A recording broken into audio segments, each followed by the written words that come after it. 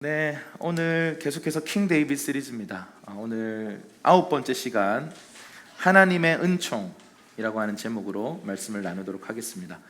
오늘 주제는 제가 정말 좋아하는 주제입니다. 하나님의 은총. 우리 옆 사람에게 한번 오늘 계속 얘기할 건데요, 옆에 계신 분 얼굴 한번 보면서 당신은 은총을 입은 자입니다 한번 얘기해 주시죠. 아멘. 사무엘하 7장 9절에서 16절인데 중간중간에 이렇게 함께 읽어보겠습니다. 시작. 내 이름을 위대하게 만들어 주겠다. 내가 또 너를 내 모든 원수들로부터 구해내 평안하게 할 것이다. 나 여호와가 직접 너를 위해 왕조를 세울 것을 선포한다. 내가 내 몸에서 나올 내 자손을 일으켜 내가 그의 나라를 든든히 세울 것이다. 그가 내 이름을 위해 집을 세울 것이고 나는 그 나라의 보좌를 영원히 세워줄 것이다.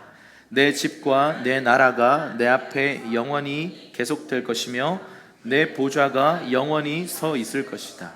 아멘. 우리는 이 사무엘 상하의 이 거대한 여정을 이미 시작했고 거의 막바지로 가고 있습니다. 킹 데이빗 시리즈, 우리 작년에는 사무엘 시리즈를 했었고 올해 들어오면서 킹 데이빗 시리즈를 시즌 1을 마치고 시즌 2가 들어갔어요. 이 다윗의 여정의 이 모든 스토리를 총정리하고 이 모든 것들을 하나의 결론처럼 선포하는 이 언약이 뭐냐 하면 바로 다윗의 언약입니다. 다윗의 언약의 내용을 한번 볼까요? 첫 번째로 다윗의 이름을 어떻게 한다? 위대하게 만들어주겠다. 두 번째는 뭐죠? 모든 원수로부터 하나님이 구해내겠다. 그 결과로 평안을 선물로 주겠다. 네 번째, 하나님이 다윗 왕국을 세우겠다. 솔로몬이 하나님의 집을 세우게 될 것이다. 여섯 번째, 솔로몬의 왕국도 영원하게 계속될 거다. 이 말이 뭐냐면 다윗 왕조가 영원할 것이고 다윗 왕조는 무너지지 않을 것이다. 그리고 마태복음 1장 1절에 뭐라고 돼 있죠? 아브라함과 다윗의 자손 예수 그리스도의 세계라. 여러분, 주님의 예언의 말씀, 하나님의 약속의 말씀은요, 천지는 변해도 말씀은 변하지 않습니다. 그래서 특별히 영원히 너와 언약한다라고 말했던 이 다윗의 언약은요, 저와 여러분을 향해서 지금도 흐르고 있는 언약입니다. 우리 하나님은 언약의 하나님이십니다. 상황이 어떻든 간에, 우리의 형편이 어떻든 간에 상관없이 하나님은 반드시 언약을 성취하시는 분이십니다. 자, 오늘 이 사무엘하 8장으로 들어가면서 이 하나님의 언약이 어떻게 성실하게 신실하게 성취되는가를 잠깐 한번 살펴보겠습니다. 사무엘하 8장 1절에서 2절입니다. 시작. 그 일 후에 다윗은 블레셋 사람들을 쳐서 정복했고 블레셋 사람들의 손에서 메덱 암마를 빼앗았습니다. 다윗은 또한 모압 사람들에게도 물리쳤습니다. 그는 그들을 땅에 엎드리게 하고는 줄로 재어 키가 2줄 길이 안에 있는 사람들은 죽이고 1줄 길이 안에 있는 사람들은 살려주었습니다. 그리하여 모압 사람들은 사람의 종이 돼 조공을 저기 하준이 어머니 네, 좀 데려가 주세요. 제가 설교가 안 됩니다. 요즘 소리 지르는 시즌이 돼가지고 엄청 소리를 지르고 있습니다. 네. 사무엘하 8장 1절 2절에 들어가면서요, 다윗이 드디어 이스라엘을 그렇게 괴롭히던 블레셋을 칩니다. 사이다 같은 내용입니다. 맨날 이렇게 힘들게 고정적으로 이스라엘을 괴롭히던 존재가, 눈에 가시 같은 존재가 블레셋인데 블레셋을 치는데요, 완전히 정복해버립니다. 특별히 여기에 보면 블레셋 사람들의 손에서 뭐를 빼앗았다 그러죠? 메덱 암마. 이 메덱 암마가 뭐냐면 어머니 성이라는 뜻이에요. 모성이에요. 모성을 중간에 두고 여러 성들이요 이렇게 둘러싸여 있거든요. 그래서 이 모성 안에 모든 그 지휘관들이 있고 모든 전략이 있고 모든 이 자원들이 있어요. 그래서 다른 성들이 이 모성을 중심으로 이렇게 세워져 있는데 메덱 암마를 빼앗았다는 말은 뭐냐면 그냥 정복했다는 말이에요.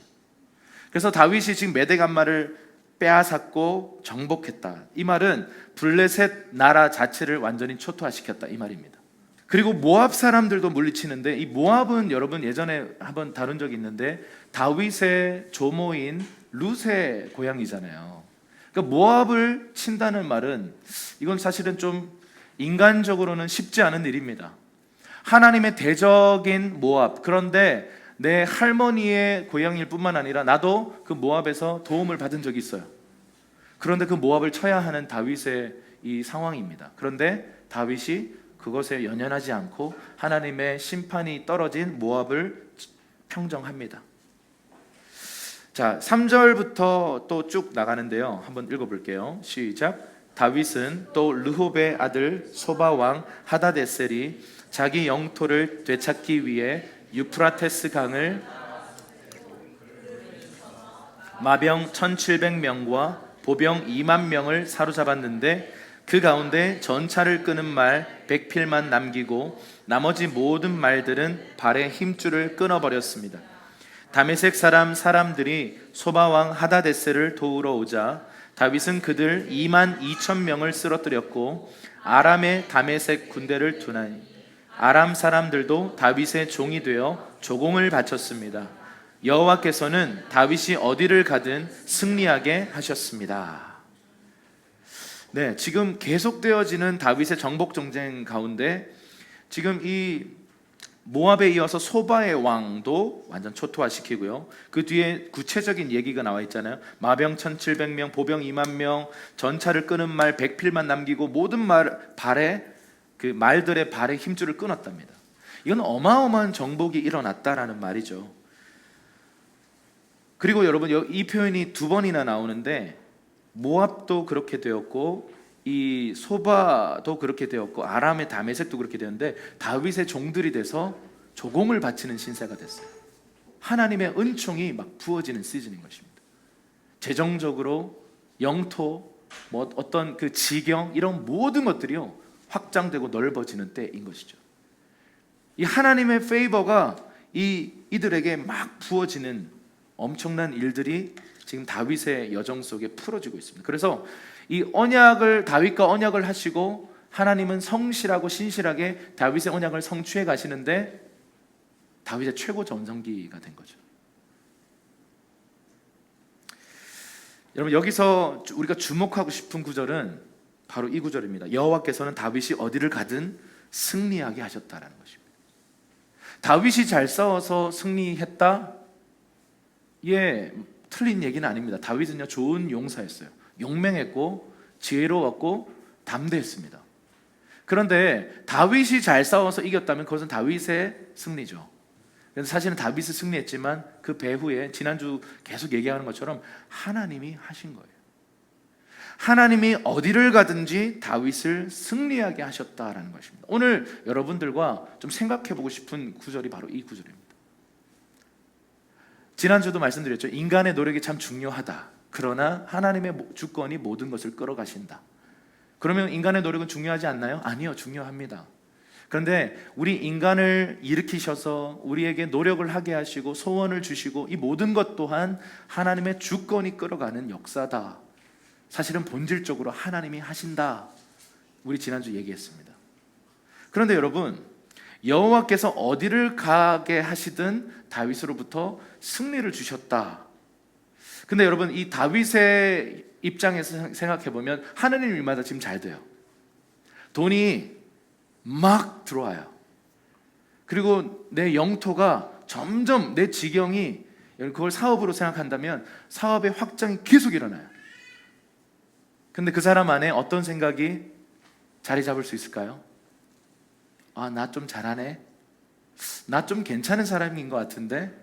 만약에 그 일이 사역이라면 아, 나 괜찮은 사역자 같아. 아, 내가 좀 요즘 잘하는 것 같아. 노하우 장난 아닌데. 얘들아, 사역을 하려면 말이야, 뭐 젊은 애들 모아놓고 사역이란 말이야, 뭔가를 가르쳐주고 싶고 막 내가 좀 대단한 것 같고 그런 착각 속에 빠지게 된다는 거죠. 이게 함정이에요. 수많은 사람들이 믿음의 길을 걷다가 승리를 경험하고 상승을 경험했을 때 빠지는 함정은요, 내가 한 줄 알아요. 내가 잘해서 그 일이 일어났다. 내가 잘 싸워서 승리했다. 내가 뭔가를 잘해서 돈을 많이 모았다 라고 생각하는 거예요. 그런데 여러분, 이 모든 것이 우리가 보이지 않는 곳에서 역사하시는 하나님의 은총이라는 사실을 우리는 기억해야 합니다. 그거를 잊어버리는 순간 우리는 하나님과 전혀 다른 방향으로 틀어지기 시작하는 것이죠. 자, 사무엘하 8장 13절도 한번 읽어보겠습니다.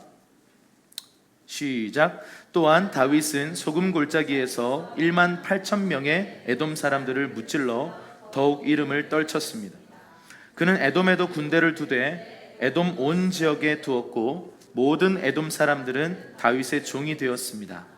여호와께서는 다윗이 어디를 가든지 승리하게 하셨습니다. 다윗은 온 이스라엘을 다스리되 그 모든 백성들을 올바르고 의롭게 다스렸습니다. 아멘. 주님이 언약하신 대로 다윗의 이름을 이렇게 높이고 유명하게 만들고요, 다윗이 가는 곳마다 승리하게 하셨고, 다윗이 통치 또한 올바르고 의롭게 다스릴 수 있도록 은혜를 주셨어요. 이게 다윗의 업적이잖아요. 우리 보통 이 왕의 업적이다 이렇게 얘기하잖아요.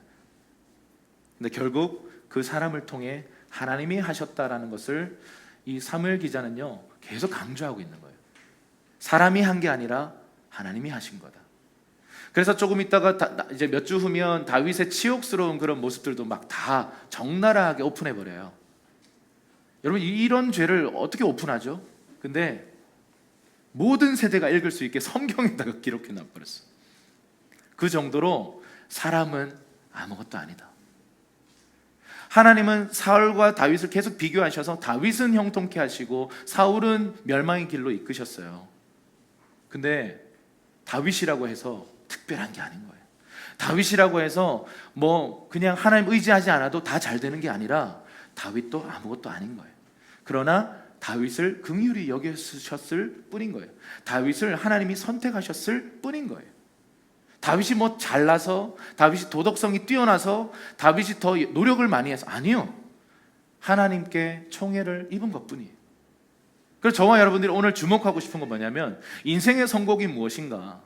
내가 정말 열심히 하는 것, 내가 뭔가를 소망하고 정말 원하는 것, 그렇다고 해서 뭔가를 얻을 수 있는 게 아니라 하나님이 우리에게 은총을 주셔야 합니다. 아멘이십니까? 사도행전 13장 22절 한번 읽어볼게요. 다윗을 향한 주님의 마음이에요. 시작.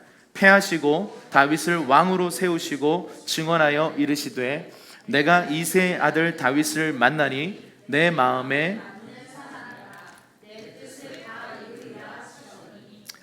다윗이 왜 왕이 됐는가? 다윗을 통해서 약속의 땅 전체가 정복되는 이 어마어마한 하나님의 일들이 성취되거든요. 다윗의 장막과 그리고 이후에 솔로몬 성전까지도 사실 다윗의 업적이라고 할 수 있어요. 이 어마어마한 일들, 하나님의 뜻을 어떻게 이 다윗 한 사람을 통해서 이루셨을까? 그냥 하나님이 다윗 선택하셨어요. 와, 우리도 다윗처럼 돼야지, 다윗처럼 흉내 내보자. 사실은 본질이 아닙니다. 하나님은 다윗을 그냥 선택하셨고 그에게 총애를 붓기로 결정하시고, 다윗이 죄를 지어도, 다윗이 잘못된 길을 가도, 징계를 줘서라도 돌이키게 하시고, 그리고 다윗에게 쏟아부으신 것은 하나님의 페이버, 은총이었어요. 그 은총이 다윗의 삶을 만들어간 것이지 다윗이 노력하고 열심히 해서 그 삶이 변한 것은 아니다라는 것이죠. 하나님이 다윗을요 어디서 만났습니까? 베들레헴 들판에서 만났어요. 부모로부터 버려져 있던, 많은 신학자들이 사생자였을 것이다. 일단은 성경에서 확인할 수 있는 건 왕따예요. 집안 왕따예요. 집안에서 가족 행사, 아주 중요한 행사가 있어도 부르지 않는 아들이었어요. 그냥 버려져 있는 목동 들판에서 죽든지 말든지, 죽을 수 있거든요 목동들은요. 근데 죽든지 말든지 내버려 둔 막내 아들이었어요. 장자 중심의 사회에서 막내는 있으나 마나한 존재였습니다. 그리고 이 부모님에게는 부끄러운 아들이었어요. 그래서 버려놨습니다. 부모님의 케어를 전혀 받지 못한 채 들판에 버려진 다윗은요 하나님을 추구했어요. 근데요 어느 날 하나님은 전심으로 자기를 찾는 자를 찾고 계시거든요. 근데 베들레헴이라고 하는 들판에 한 목동 아이가 하나님을 전심으로 찾고 있는 거예요. 전심으로요. 그래서 하나님의 마음과 다윗의 마음이요, 오늘 만났다라고 얘기해요. 만나고 나니까 하나님의 마음에 합한 사람인 거예요. 여러분, 어떻게 하면 하나님 마음에 합할 수 있냐 하면요, 깨어진 마음이 있으면 돼요. 내 마음은요, 내 뜻은요, 내 생각은요, 내 계획은요 하는 사람들은요, 하나님 마음과 연결이 안 돼요. 왜요? 자기 것을 계속 주장하니까. 근데 나는 아무것도 아닙니다. 모세를 생각해 보세요. 40세의 나이에 나 한번 인생 한번 이 나라를 위해서 한번 사명, 시대적 사명 감당해 볼게요. 그러고는 가가지고 어떻게 했어요? 사람 하나 때려 죽이고 모래에 묻어놓고 몰래 튀었어요. 근데 그거 다 들켜가지고 도망자가 됐다고요. 살인자 도망자가 됐어요. 여러분, 그 40세의 나이에 40년 동안 또 광야 생활을 하면서 이 용기 있고 최고의 무술과 학문을 겸비한 이집트 왕자가 I'm nothing, 난 아무것도 못합니다 라고 고백할 정도로 하나님은 사람을 낮추세요. 그리고는 이제 내가 너와 함께 걸을 수 있겠구나. 사실은 이거죠. 이제 네가 나와 함께 걸을 준비가 됐구나. 그래서 모세를 그때 부르시고 다윗을 그렇게 부르시는 거예요. 하나님을 향한 추구가 가득 찼던 이 다윗을 만나시고 나서 이렇게 말씀하세요. 내 마음에 꼭 맞는 사람이다. 개역개정에는 내 마음에 합한 사람이다. 그리고 나서 이렇게 말씀하세요. 내 뜻을 그를 통해 다 이루겠다. 하나님은 어떤 사람을 찾고 계십니까? 재능이 있는 사람? 은사 많은 사람? 탁월한 사람? 아닙니다. 오히려 그런 사람들이 교만에 빠져 있다면 하나님 그런 사람들을 거절하십니다. 화 있을진저라고 말씀하실 것입니다. 오히려요, 나는 아무것도 아닙니다. 하나님밖에 나에게는 어떤 희망도 없습니다라고 고백하는 그런 깨어진 마음, 낮은 마음을 가진 사람들에게 오셔서 너 내 마음에 꼭 든다. 나 너를 통해 일할게 라고 말씀하시는 분이 우리 하나님이세요. 그래서 다윗의 여정을 보면요, 고아에서 왕이 됐단 말이에요. 그리고 이 왕이 된 다윗을 통해서 전무후무한 왕, 예수 그리스도를 가장 강력하게 예언했던 왕, 예수 그리스도의 메시아 왕국을 가장 적나라하게 예표적으로 보여줬던 다윗 왕국을 세웠던 왕이 이 다윗인데, 다윗의 어떠함으로 이게 된 게 아니라 하나님의 은총으로 됐다라는 말이에요. 여러분, 하나님의 은총을 계속 좀 보기 전에 우리 역대상 29장 14절을 읽겠습니다. 시작. 나와 내 백성이 무엇이기에 이처럼 즐거운 마음으로 드릴 힘이 있었나이까. 다윗이 뭐라고 고백합니까? 주님이 주신 거 그냥 주님께 드린 것뿐입니다. 다윗이 어마어마한 재정을 하나님께 예물로 드리거든요. 어마어마한 소를 잡거든요. 6걸음마다 소를 잡았어요. 약 20km에서 25km 정도 되는 거리를 많은 소를 잡아야 돼요. 많은 재정을 드려야 돼요. 그런데 주께 받은 것을 주께 드린 것뿐입니다. 이게 뭐냐면 다윗은 이 모든 것이 내가 잘해서 된 게 아닌 것을 아는 사람이에요. 하나님이 주셔서 내가 그 주신 걸 가지고 주님께 드립니다 라고 고백하는 것이죠. 여러분, 하나님의 은총은요, 각 사람마다 다르게 나타나요. 어떤 사람들에게는 건강으로 나타나고, 어떤 사람은 관계로 나타나고, 어떤 사람은 재정적인 영역에서 나타나고, 어떤 사람은 직장 안에서 나타나고요, 어떤 사람은 이 내면의 안정감, 안도감에서 나타나고요, 어떤 사람은 영향력을 갖게 하는 것에서 나타나고, 어떤 사람은 삶의 상황들로부터 하나님의 은총이 나타납니다. 우리가 하나님의 은총을 받게 될 때 하나님의 능력의 임재 안에서 걷는 것이 무엇인지를 깨닫게 되는 것이죠. 자, 은총이 뭡니까? favor라는 게 뭡니까? 라고 말한다면 이렇게 설명할 수 있습니다. 그 밑에 있는 그 박스 보시면, 하나님의 은총은 내 안에 그리고 내 삶을 통해 주님께서 이루실 특별한 목적을 이루시기 위해 나와 함께 하시겠다는 보증이며 하나님의 능력의 공급을 뜻합니다. 자, 다시 한번 말씀드릴게요. favor, 하나님의 은총은 뭐냐면 내 안에 그리고 내 삶을 통해 주님께서 이루실 특별한 목적을 이루시기 위해서 나와 함께 하시겠다는 보증이며 하나님의 능력의 공급을 뜻해요. favor 왜 주세요? 목적을 위해서 주세요. 내가 잘나서 아니에요. 내가 쟤보다 더 나아서? 아니에요. 나를 향한 하나님의 계획이 있고 나를 그렇게 창조하셨고 그렇기 때문에 페이버를 주시는데 모두가 다 페이버를 얻는 게 아니에요. 저는 은총의 반대말을 눈총이라고 합니다. 야곱은 사랑하셨고 에서는 미워하셨다 그래요. 야곱은 은총을 주셨고 에서는 눈총을 주셨어요. 여러분 생각해 보세요. 에서가 뭘 그래 잘못했나요? 솔직히 털이 좀 많았을 뿐. 여러분 하나님의 예정, 하나님은 전지전능하시거든요. 그래서 우리 인생을 다 내다보시는데 사실은 이 예정에 대해서 많은 사람들이 운명론으로 착각해버려요. 아, 운명은 정해져 있으니까 그냥 대충 살자. 운명대로 되겠지. 예정론은 이렇게 생각해요. 뭐 전도할 필요 있나? 하나님 예정하신 사람들 다 돌아오겠지 뭐. 너는 나와 함께 먹고 마시자. 여러분 이게 잘못된 예정론, 운명론에 빠져버린 그 잘못된 균형입니다. 하나님 다 내다보세요. 그런데 우리의 선택, 무엇을 선택할지까지도 내다보신다는 말이에요. 하나님 처음부터 에서를 향해서는요 선을 그으세요. 근데 그게 어떤 사건으로 선을 그으시냐면 장자의 명분을 팥죽 한 그릇에 팔아버려요. 장자라고 하는 부르심은요 엄청난 부르심이에요. 고대 사회에서는요. 아버지와 동일시되는 위치라고요. 근데 그 장자 명분을 가볍게 여겼고 그걸 팥죽 한 그릇에 배고픔 때문에 동생한테 팔아버려요. 근데 이 동생은 욕심이 많아가지고 형님의 장자 명분을 팥죽 한 그릇에 사가지고 예언적으로 영적으로 이렇게 취해버린 거예요. 근데 또 이게 또 취해져 버리네. 그리고 하나님의 예언에 이미 있었어요. 큰 자가 작은 자를 섬기리라. 말년에 이 이삭도 영적 분별력이 좀 어두워져서 하나님 말씀하셨는데도 불구하고 자꾸 큰 아들을 축복하려고 하는 거예요. 결국 어떻게 됐어요? 야곱이 속여가지고 축복을 받죠. 이렇게 이 말도 안 되는 상황들을 연출하고 인간적 방법으로 축복을 얻어내기 위해서 막 난리를 쳤던 야곱. 그래서 인생이 꼬였죠. 심은 대로 거뒀죠. 속였으니 자기도 속죠. 근데 에서는 어떻게 돼요? 장자의 명분 진짜 넘겨져 버리고요.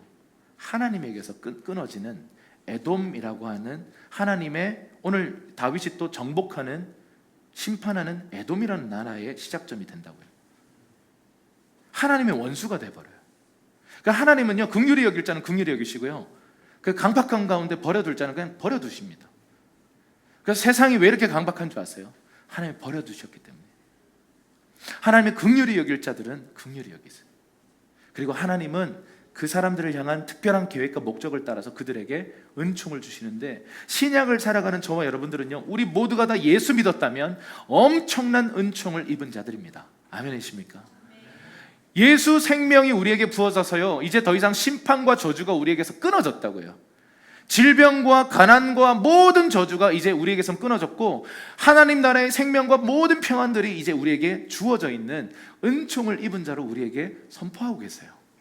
심지어 이렇게 말해요. 너는 내 아들이요 너는 내 딸이다 라고 말씀하시는 거죠. 이거 얼마나 큰 은총이죠. 근데 왜 우리의 삶 안에 이 은총이 실제적으로 풀어지지 않을 걸까요? 하나님과 이 은총, 하나님의 은총과 내가 지금 일직선으로 서 있지 않기 때문에 그래요. 사무엘상 1장 18절에 어떤 사람이 은총을 입는 장면입니다. 한번 읽어볼까요? 시작. 당신의 여종이 당신께 은혜 입기를 원하나이다. 자, 한나가 어떤 상황이었죠? 아이를 못 낳아서 너무 이 마음이 힘들어서 성전에서 기도했는데 엘리 제사장이 사실은 영적 분별력이 없고 사실은 좀 타락한 리더였어요. 근데 막 하나님 앞에 깊은 기도, 여러분 깊은 기도로 들어가면 사람이 술 취한 것처럼 보여요. 막 이렇게 막 울기도 하고 막 이상해요. 광신자 같아요. 근데 이 엘리 제사장이 자기가 그런 기도한 경험이 없으니까 그걸 보고 꾸짖죠. 포도주를 끊어라 이렇게 얘기해요. 술 취해서 지금 이러는 줄 아는 거죠. 근데 한나가 뭐라고 얘기했냐면 저 술 취한 게 아니라 이러한 사정 때문에 너무 비통한 마음으로 여호와께 심정을 통하는 기도를 했습니다. 이렇게 얘기해요. 내 마음과 하나님의 마음이 통하는 기도를 하고 있어서 약간 이렇게 보인 것입니다. 이렇게 설명하니까 아 그렇구나. 약간 이 리더 이상해요. 엘리 정말 이상한 리더예요. 그렇구나 또 그래요. 그러니까 갑자기 이렇게 얘기해요. 내가 당신께 은총 있기를 원합니다. 여러분 보통 이상한 리더한테 은총 있고 싶으세요? 이상해 그러고 도망가고 싶지. 근데 당신께 은총을 입기 원합니다 라고 말하고 이 엘리는 또 갑자기 확 모드가 바뀌어가지고요, 그래 이렇게 얘기하면서 평안히 가라, 여호와께서 너에게 아이 주시기를 원한다. 그 축복받고 아이가 태어나요. 참 신기하죠? 은총이라는 것이 이런 거예요. 여러분의 삶 안에 은총은요, 많은 경우 여러분의 부모님, 여러분의 직장 상사, 여러분의 권위자들을 통해 여러분의 삶에 부어집니다. 다니엘을 생각해 보세요. 헤게라고 하는 내시가요, 궁중 내시가 그 수많은 이 소년들을, 이 엘리트 소년들을 잘 관리시켜서 왕 앞에 현자 같은 사람들로, 조언자, 참모진으로 준비시키는 과정인데, 다니엘을 이렇게 보는데 괜찮은 친구예요. 그래서 좀 괜찮게 생각하고 있는데 갑자기 얘가 이상한 소리를 하는 거예요. 왕이 주는 진미 안 먹겠다는 거예요. 이상한 헛소리를 하는 거죠. 너 그거 안 먹으면 죽어. 만약에 내가 너한테 그거 안 먹이면 내가 죽어. 왕의 어명이야. 근데 다니엘이 뭐라고 얘기해요? 제가 섬기는 하나님의 율법에 어긋납니다. 헐, 대박. 근데 얘가 너무 좋거든요. 다니엘 얘가 너무 좋아. 그래서 얘를 보호해주고 싶어. 그러면 딜을 하는데, 그러면 일주일 정도, 며칠 정도 네가 채소만 먹고 왕이 주는 그 고기를 먹지 않고 포도주를 먹지 않고 그것만 먹고도 이 다른 소년들보다 네 얼굴이 더 좋으면 허락할게. 조건을 제시하고 뭔가 길을 열어줍니다. 근데 하나님의 페이버가 부어지니까 어떻게 돼요? 다니엘의 얼굴이 더 빛났다 그래요. 제 추론에는 개기름이 이렇게 끼어가지고 더 빛났을 수도 있다는 생각이 드는데, 뭘 또 아멘입니까? 그건 아닙니다. 뭔가 더 아름다웠다는 거예요. 하나님 주시는 페이버로 얼굴이 빛난 거예요. 그래서 이 헤게도 허락을 하고, 그러면 왕의 진미 너 빼줄게. 그러면 그 중에서 특별한 은총을 입어서 나중에 왕에게도 은총을 입는 자가 돼요. 페이버는 이런 거예요. 여러분 다니엘을 생각해 보세요. 나라가 3번 갈아치워지는데 다니엘은 늘 그 자리에 뿌리 깊은 나무로 서 있습니다. 그리고 모든 왕들에게 페이버를 입어요. 여러분 이것이 누구의 페이버겠습니까? 다니엘이 잘해서, 다니엘이 뛰어나서, 다니엘이 잘생겨서, 다니엘이 잘해서가 아니라 하나님이 다니엘에게 페이버를 주셨기 때문에 다니엘은, 왕들은 갈아치우고 나라는 망해도 다니엘은 그 자리에 있을 수 있었다는 거죠. 인생의 목적, 인생의 성공의 비결, 인생을 정말 하나님의 사람으로 잘 살기 위해서 우리에게 필요한 것은 노력, 원함, 계획, 추진력, 어떤 뭔가를 잘하는 것이 아니라 하나님의 은총이 임하는 것입니다.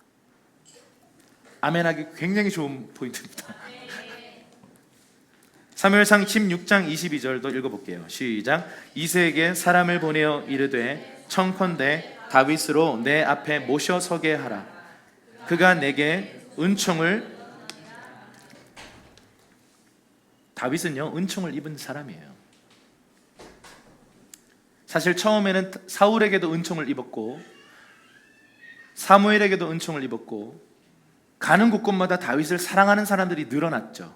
물론 대적자도 늘어났는데, 은총을 입은 사람들의 특징이 뭐냐면 대적도 늘어나요.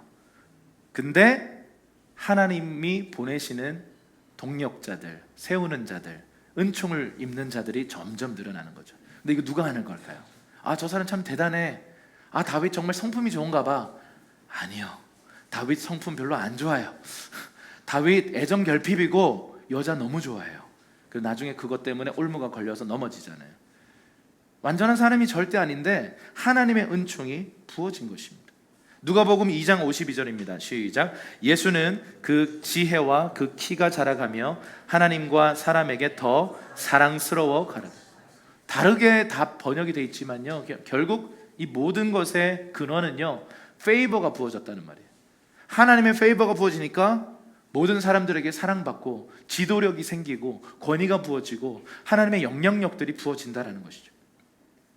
엘리베이션 처치를 16살에 개척하셔서 큰 교회들 중에 하나가 됐는데, 엘리베이션 월십도 되게 많이 유명해졌고, 이분이 이런 얘기를 했습니다. 하나님의 은총 없이 평생 동안 나의 수고와 노력으로 하는 것보다 하나님의 은총 안에서의 한순간에 더 많은 것을 할 수 있다. 다시 한번, 하나님의 은총 없이 평생 동안 나의 수고와 노력으로 하는 것보다 하나님의 은총 안에서의 한순간에 더 많은 것들을 할 수 있다.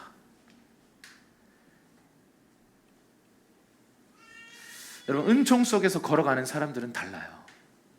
막 힘들게 노력해서 가는 게 아니라요, 하나님의 은총의 강물에 떠밀려서 가요. 근데 되어져요.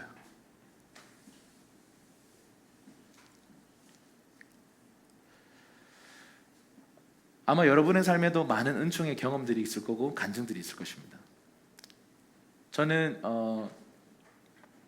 2002년도에 월드컵을 보고 군대 가기 위해서 9월 군번으로 지원했습니다.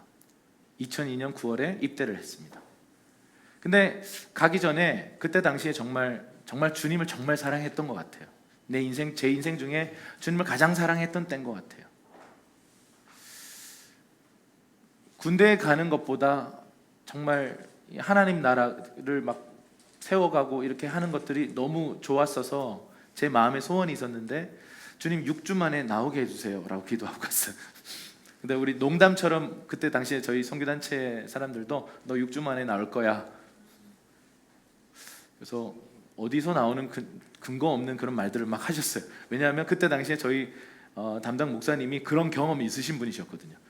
6주 만에 갑자기 한 분은 하여튼 뭐 때문에 제대하셨고, 한 분은 갑자기 신검했는데 눈이 갑자기 안 보이더래요. 그래서 눈이 안 보입니다. 근데 신검 끝나고 나오는데 눈이 보이더랍니다. 그래서 면제가 되셨다는 이 엄청난 일들이 우리 그때 당시에 저희 리더들에게 있었어요. 그래서 제 안에 소망이 일어나면서 나 6주 만에 나오고 싶어요. 6주 훈련만 받고 나오고 싶어요. 그러고는 기도하고 갔어요. 그때 당시에 항상 불러줬던 노래, 너의 가는 길에, 이 노래 축복받고 갔어요. 근데 6주가 지나도 제대할 기미는 없어요. 한 달이 지나도 없어요. 한 달보다 6주가 더 길군요. 근데 3개월이 지나도 없어요. 그래서 근데 군대 생활은 나름 괜찮고 재밌었어요. 제가 양구에 있었거든요.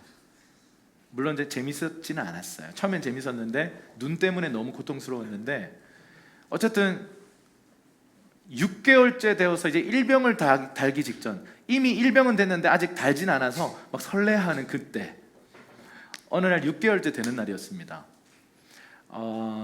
대통령 취임식이나 국가의 큰 행사가 있을 때 그 모범수들도 이렇게 추록시켜주고 뭐 이렇게 해주는 그런 것들이 있어요. 근데 거기에 제가 걸렸어요.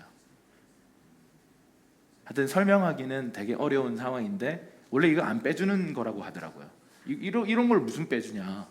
근데 제가 거기에 걸렸어요. 그래서 총 닦고 사격 나가려고 지금 총 닦고 있는데 갑자기 저를 불러요.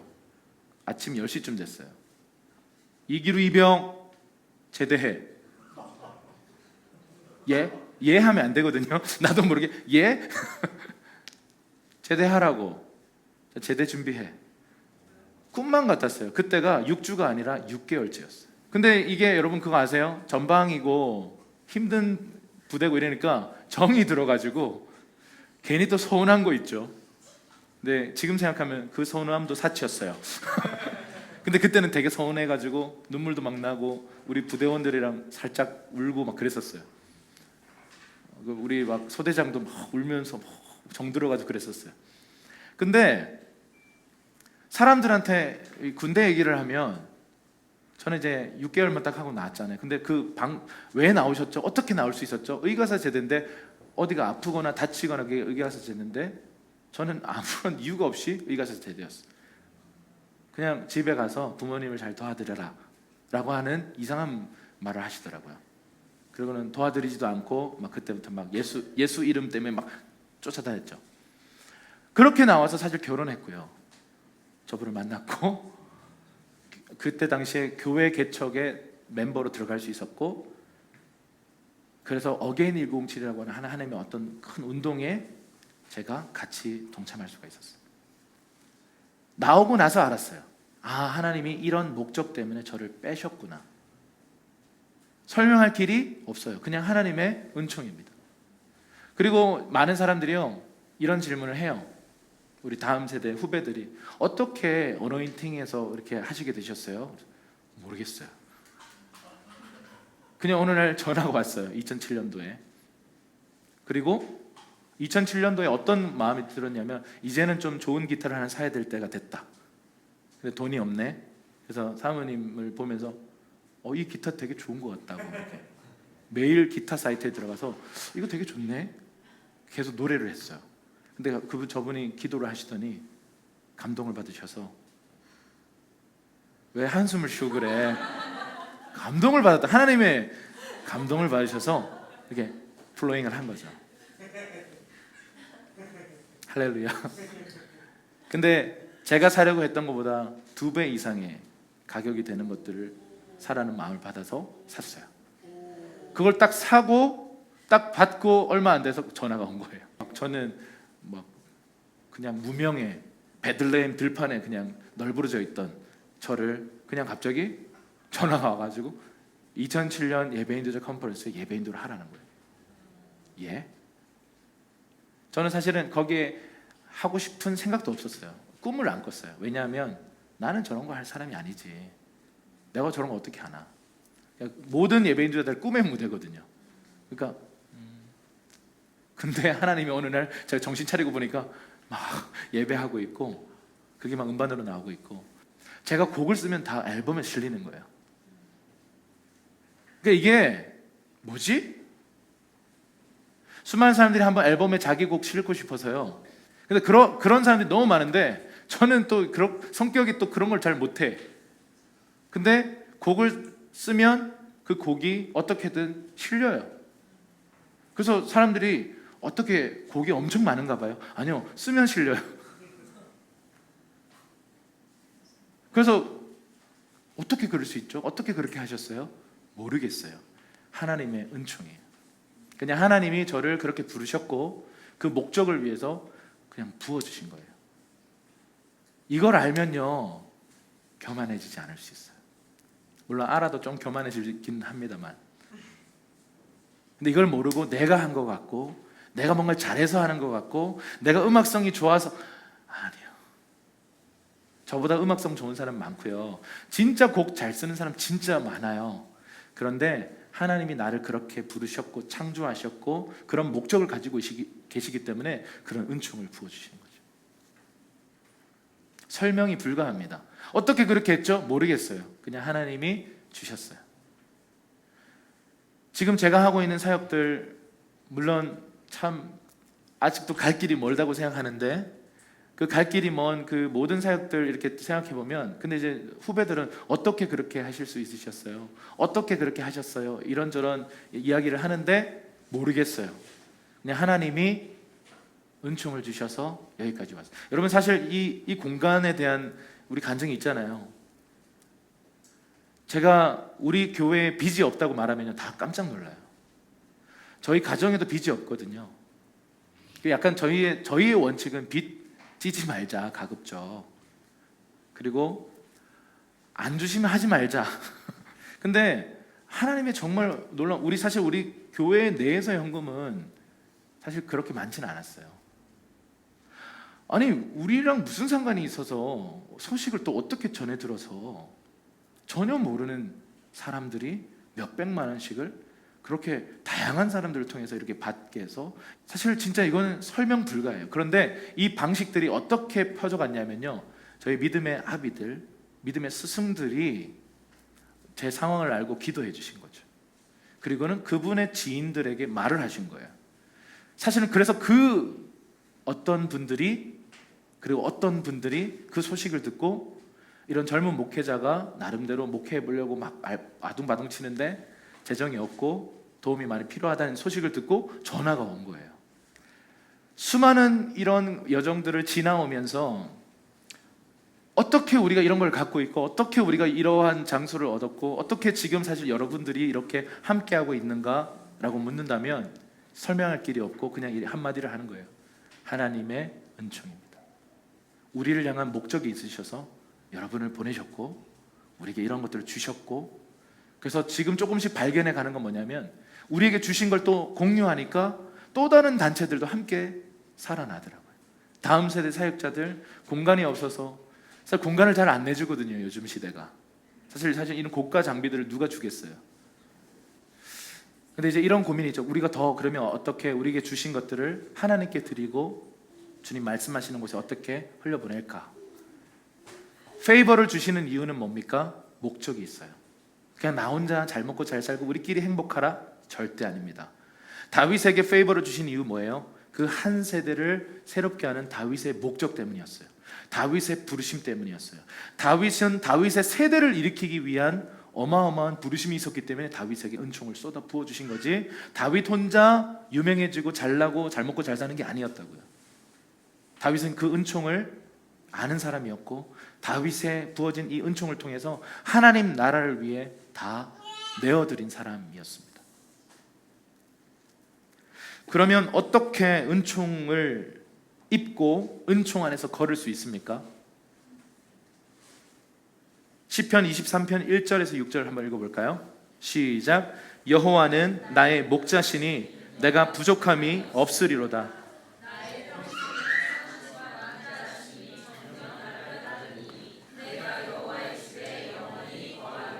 아멘. 다시 한번 저를 따라서 한번 외칠까요? 내가 예수님을 따라가면 하나님의 은총이 나를 추격해 옵니다. 시편 23편 다윗의 삶을 통해서 우리는 그걸 봤습니다. 예수님이 어디를 가든지 우리가 예수님을 따라가면요 하나님의 은총이 우리를 따라오는 거예요. 첫 번째, 이거를 좀 구체적으로 나누면 감사하라예요. 감사는 망원경입니다. 감사하면요 멀리 있는, 지금은 없는데 멀리 있는 것들을 미리 보는 거예요. 그래서 감사함으로 문으로 들어간다는 거죠. 감사함으로 문으로 들어갈 뿐만 아니라 감사하면 문도 열려요. 그래서 여러분 상황이 지금 어떤든 간에 감사를 시작해 보세요. 그러면 하나님의 은총, 이미 우리에게 부어주신 은총들에 대해서 기억나고 깨닫게 될 것입니다. 두 번째, 한번 따라해 주시죠. 인식하라. 예전에 제가 첫 차가 마티즈 2였거든요. 빨간색 마티즈 2. 그러니까 우리가 지금 빨간색 마티즈 2를 사자라고 우리가 2007년에 합의했어요. 그래서 중고차 시장도 알아보고 있으니까 제 삶에 지나가는 수많은 차들 중에 뭐만 보일까요? 빨간색 마티즈 2만 보이는 거예요. 왜 이렇게 또 마티즈 2가 많아? 그전에는 생각도 안 했던, 여러분 이게 인식이라는 거예요. 내가 집중하면 그것만 보여요. 여러분 원망이 많은 사람들이 있어요. 부정적인 말을 많이 하는 사람들인데 그 사람들의 눈에는요 부정적인 것에 집중되어 있어요. 근데 여러분 긍정적인 것, 하나님에 대해서 감사하며 은총에 집중하고 은총을 인식하기 위해서 은총을 막 찾고 있는 사람들은요 그 사람 눈에는 은총이 발견되기 시작합니다. 인식해야 됩니다. 집중해야 됩니다. 세 번째, 따라해 주십시오. 순종하라. 은총은요 순종을 통해 와요. 다음 단계로 어떻게 갈 수 있습니까? 하나님께 순종하면 돼요. 은총은요 하나님의 말씀, 하나님의 은총의 법칙에 순종해서 들어오는 사람들에게 부어지는 것입니다. 여러분 이런 거죠. 여러분 야구에서 야구 좋아하십니까? 야구장에서 치킨 먹는 거 좋아하십니까? 네. 야구든 농구든 골프든 보면 모든 스포츠에는 폼이 중요해요. 폼이 만들어지기까지 처음에 얼마나 힘든지 몰라요. 여러분 기타도 그래요. 이 폼이 안 돼요 이게. 그래서 막 하나 치고 막 10초 뒤에 하나 치고 이미 음은 다 지나갔고, 이런 것도 있잖아요. 막 이렇게 연습이 처음에 안 되니까 골프도 막 안 되잖아요. 저는 토요 이병진 볼링의 그 강의, 그 3분짜리 강의로 저는 볼링을 배웠거든요. 그리고 160을 쳤어요. 할렐루야. 그리고는 다시는 그 점수는 잘 안 나와요.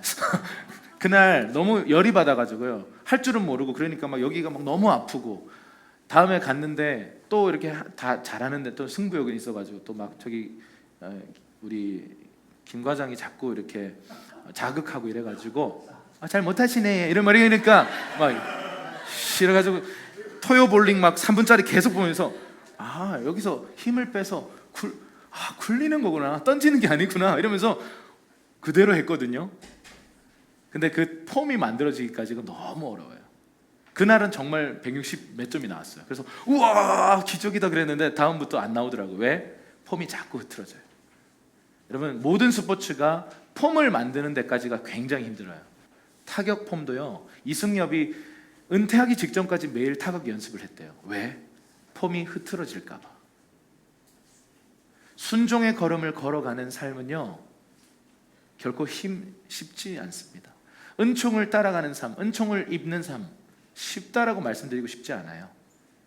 그런데 그 순종의 걸음을 하나하나 걷다 보면 순종의 폼이 만들어집니다. 그러면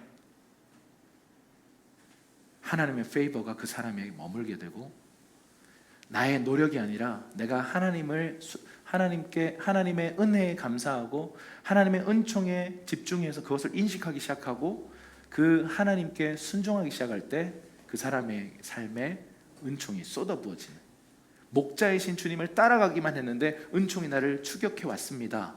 그래서 지금 이러한 내 삶의 결과가 나타났습니다. 저와 여러분들이 마지막 날에 주님 앞에 수많은 사람들 앞에 그렇게 간증하게 되기를 주님의 이름으로 축원합니다. 우리 옆 사람이 다시 한번 얘기해 주십시오. 당신은 하나님의 은총을 입은 자입니다.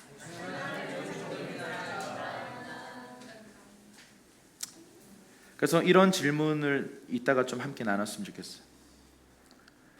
은총을 입은 자라는 인식이 없다면 이런 생각이 많이 들 겁니다. 하나님 날 싫어하는 거 아니야? 왜? 내가 연약하니까, 내가 잘 못 살고 있으니까, 내가 죄를 지었으니까. 여러분, 하나님의 은총을 입었다는 말은 나의 어떠함 때문에 당신에게 은총이 임한다는 게 아닌 거예요. 예수 그리스도 안에 있으면 우리 모두는 다 놀라운 십자가의 은총을 입은 자들이기 때문에 우리 존재적으로 하나님 우리를 사랑하십니다. 그래서 하나님 나를 안 좋아하실 거 아니야? 이거는요 하나님으로부터 온 생각 아닙니다. 사단이 넣어주는 생각입니다. 그 생각을 거절하셔야 돼요. 근데 그런 경험이 있다면 좀 정직하게 오픈을 하시면 좋겠고요. 그 하나님의 은총 속에서 걷기 위해서 당신에게 지금 어떤 결단이 필요한지 좀 공동체에게 오픈하고 같이 기도받고 좀 은총 안으로 걸어 들어갔으면 좋겠습니다. 우리 다 같이 우리 좀 기도하는 시간 갖겠습니다.